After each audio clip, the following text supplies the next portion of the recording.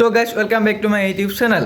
তো গাইজ আজি হৈছে ছেপ্টেম্বৰ 2 তাৰিখ, কাৰণ আজি ইছৰোৱে আপোনাৰ সূৰ্যলৈ উৎক্ষেপণ কৰিব এখন মহাকাশ যান।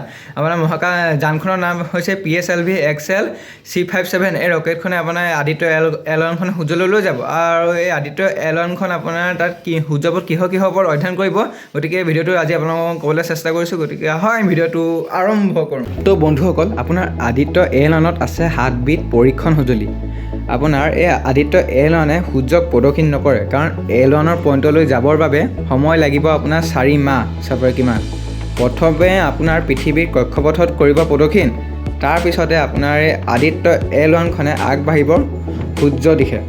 আপোনাৰ সূৰ্য L1ৰ পইণ্টত হেল অৰবিটত প্ৰদক্ষিণ কৰিব। আদিত্য L1ত আপোনাৰ চুম্বকীয় ক্ষেত্ৰীয় ডিটেক্টৰে আপোনাৰ কৰিব অধ্যয়ন, আৰু 3টা পেলোডে কণা আৰু ক্ষেত্ৰীয় অধ্যয়ন কৰিব বন্ধুসকল। আৰু আপোনাৰ VELC হৈছে সূৰ্যক পৰীক্ষণ কৰা সঁজুলি।